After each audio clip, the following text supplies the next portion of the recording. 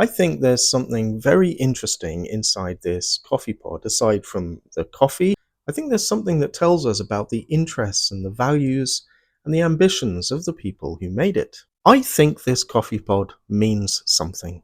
And I think it all leads to a myth that we tell ourselves. Let me explain. I'm Dr. John and I have a PhD in English literature and I make videos about books and culture.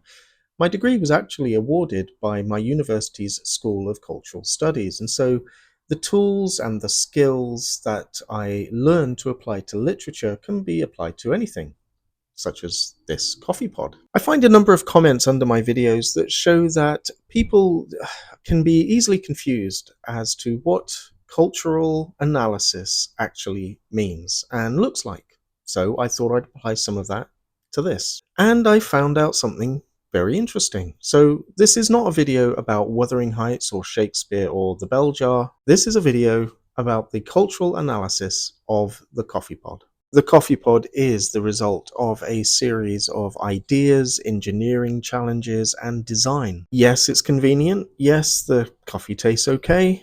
And yes, we might be worried about the environmental impact. But this is also an object laden with meaning.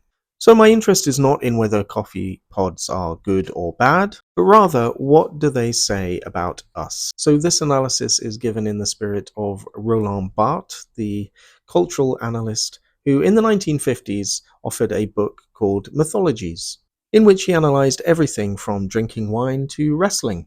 And he also identified not just the hidden meaning in the cultural practices that we engage in, but also the myths that these cultural practices all point to. An updated version of Barthes' analysis and project was offered by Peter Conrad in his book Mythomania, which came out about a decade ago and offered an analysis of everything from Apple products to ISIS. So for Barthes, the things that we make and the cultural practices that we engage in not only contain meaning, but engage in certain myths. Myths have always operated in a way to help us explain our place in the universe. But to Barthes, the strength of myths lay in their ability to sneak into our culture and go unquestioned, as if we take them for granted. He said, myths make social realities that should be up for debate seem perfectly natural. And the aim of analyzing myth, he said, is to remove the impression of this naturalness, showing how the myth is itself constructed. So, just to be clear, this is not a psychology of coffee pods. I'm not talking about individual people or why they use them or if they should use them. I'm speaking more collectively as a culture and as a society.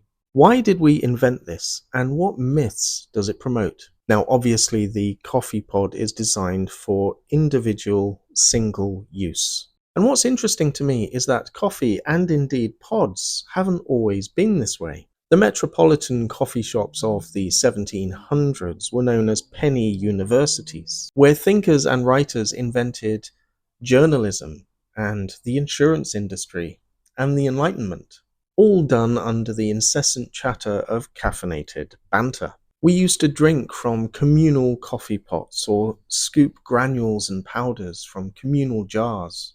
Coffee was something that connected us and motivated us towards dialogue and debate and discussion. But now that dialogue and debate has turned inward. The coffee pod makes what was public very private. The laptop legions and the gamers and the students all sip their coffee in solitude. Their engagement with others is more theoretical. The reports they write are reports of meetings past and meetings future. The games that the gamers play are games of the self battling against the avatars of others. The coffee pod machine whirs and spits into production while we stand alone, contemplative, waiting, anticipating the individual haven of the energizing sip that will fuel more reports, more studies, and more games. We used to be two peas in a pod. Pods were packets of life and energy, a shared space to grow and be alike. But now pods are discrete and individual zones, synonymous with the single serving and the individual cocoon. Sleeping pods, iPods, detachable pods, all now echo solitude and detachment. The idea of the pod comes from seeds and grains, and even shares an etymology with the codpiece, the pouch covering men's genitals. The pod is the chalice of life, the germ of generation, once of living things and sociality and engagement, but now of ideas and strategies. Coffee pods are the sacramental token by which we cope with inward pressures, as a gesture of hope that our emails and our game plans will resolve the conflicts we harbour inside. Most of us no longer have a slave driver cracking a whip. Our drive comes from within.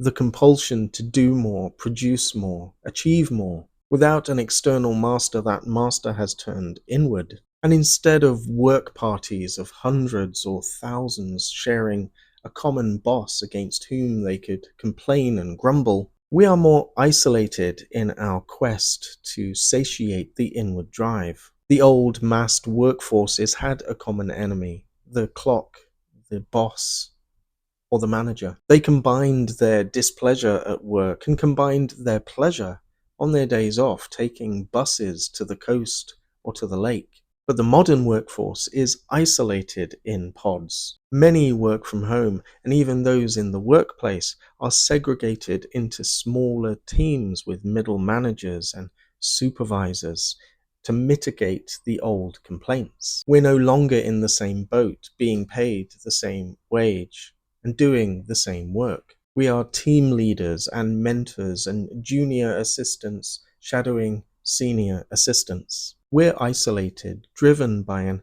inward determination to be noticed and get ahead. Or we are freelancers, satellite workers who dip in and out of projects, leaving only the subtle imprint of the last completed task before moving on to somewhere else. For workers like these, the voices of the many are just a distraction. The idea of hiring a bus and journeying with our fellow workers to the coast or the lake seems like a nightmare. Even when a laptop worker arrives at a coffee shop to complete a report, they cocoon themselves with their earbuds and imagine they are alone, drowning out the presence of anyone else. We know that we're a communal species, and that collaboration remains an important element of work success. But our personal screens and our data connectivity keep everyone at a distance. COVID only made social distancing a requirement.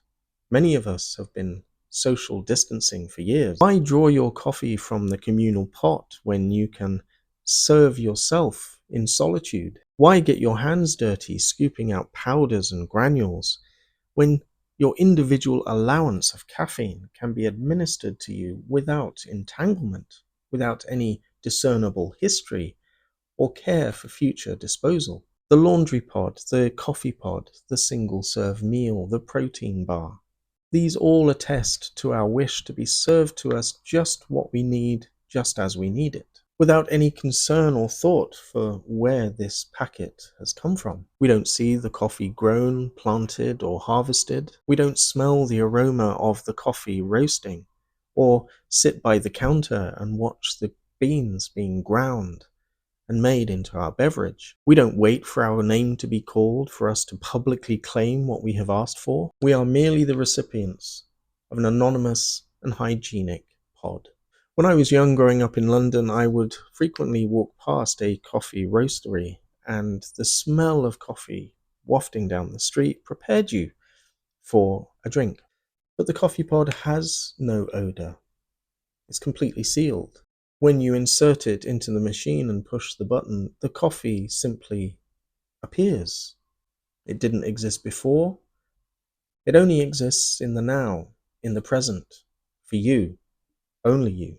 This is coffee presentism. The coffee pod is a result of our conflicted sense of engagement with the world and with others. We drink coffee in order to engage, to integrate, and to connect. But pod drinkers drink in solitude. The theory of connecting, the dream of engaging, is only a spiritual echo tainted with apprehension and sometimes dread.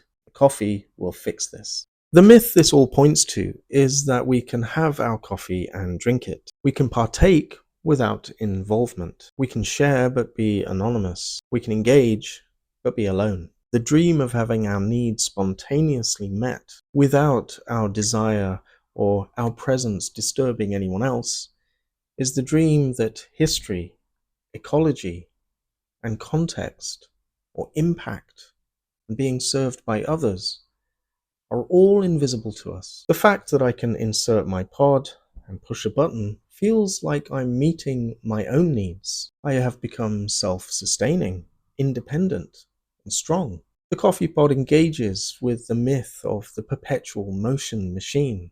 No external energy source is required. No grower, no roaster, no expert brewer or server. The pod doesn't replace the people and the processes, but it is rather by the pod that we are able to imagine that we don't need them. It tells us that we can sustain ourselves without recourse to others. The Wi-Fi connection by which data is exchanged invisibly, or the contact charging port by which you can charge your phone simply by placing it, and the automatic update by which your phone is kept in a constant state of being refreshed and renewed, all have a similar role. There is no apparent connection, no apparent cable or wire, and like our phones, we wish to be apparently self-sustaining and never needful of others. We prepare our drink from a pod, and we return to our pods and workstations, having never disturbed the universe. We could, of course, say that coffee pods are simply a useful and convenient way to prepare coffee, and lots of people who use pods also go to coffee shops. But this is not a psychology of coffee pods. It's a cultural analysis of why, as a species, we invented these in the first place. So perhaps the simple coffee pod is not a pod at all, but more of a mirror. It's a reminder that even the most ordinary of objects are saturated with the values and the anxieties and the aspirations of the culture that produces them. Cultural analysis does not ask us to stop using coffee pods or to feel guilty about convenience. Its purpose is far more interesting. It invites us to see the world as a dense network of myths and assumptions that can go by undetected. Once we start paying attention, the everyday becomes strange and revealing. In this case, the myth of self-sufficiency, or frictionless engagement without community, of engagement without vulnerability, becomes visible enough for us to question. Because once we understand the stories that our culture tells us, we're no longer bound to live within them. We can choose which ones to accept, which ones to challenge, and which ones to rewrite. And that ultimately is the point. Not to condemn the coffee pod, but to recognize that even within this small sealed container lies a vast landscape of modern dreams and modern anxieties. And once we see that, the world stops being a blur of objects and starts to become a kind of text you can read. If you enjoyed this analysis, I make a video every week about books, ideas, and the kind of cultural forces shaping our lives. And sometimes, as you've seen, all it takes for us to reveal those forces is a good hard look at the coffee pod. Thanks for watching.